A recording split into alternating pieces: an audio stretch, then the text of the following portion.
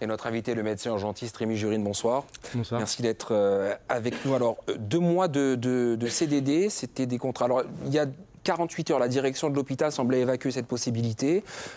Visiblement, vous avez obtenu gain de cause, mais dans un communiqué, vous nous dites des contrats signés dans des conditions et sous des formes difficilement acceptables. Alors, où en sommes-nous aujourd'hui?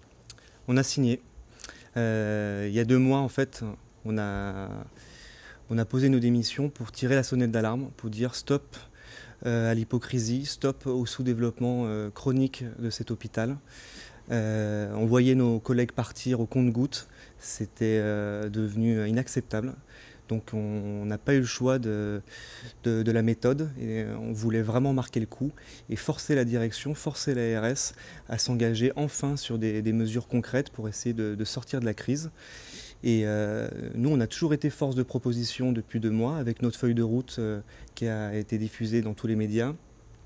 On a continué à travailler pour essayer de trouver une porte de sortie à cette crise. 2 mois de CDD pour faire quoi? Pour peaufiner le protocole?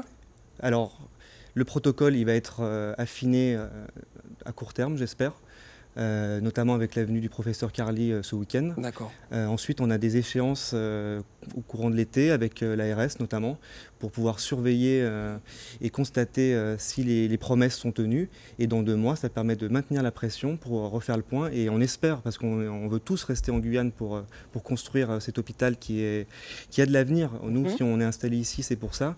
Et dans 2 mois, on espère pouvoir repartir sur des bases sereines pour longtemps. Alors, Jacques Carciot, le directeur général de l'Agence régionale de santé, nous parle de 40 points de revendication satisfaits. Alors, qu'est-ce qui bloque encore aujourd'hui? Eh bien, il y en a beaucoup, parce qu'il y a beaucoup de promesses. Il y a beaucoup de points qui sont remis à plus tard. Et on connaît ces belles paroles qui n'engagent que ceux qui les écoutent. Qu'est-ce que vous réclamez aujourd'hui qui doit être fait très rapidement? Ça fait partie de notre feuille de route que vous avez en main. Urgemment, on a besoin de recrutement. Alors bien sûr, c'est pas facile, c'est pas en un claquement de doigts. On sait qu'on va devoir se serrer les coudes. Mais ce qu'on veut surtout, c'est une feuille de route aboutie le plus vite possible pour pouvoir la remettre aux politiques, parce que c'est à eux de faire ce travail. On ne va pas changer la Guyane en 2 mois, on ne va pas changer l'hôpital en 2 mois. C'est à eux de s'emparer de ce sujet politique. Et nous, ce qu'on espère, c'est pouvoir retravailler dans de bonnes conditions pour les patients au plus vite. Alors le 8 juillet, la mission d'expertise du professeur Pierre Carly, chef du SAMU des hôpitaux de Paris, arrive chez nous. Qu'attendez-vous de cette mission?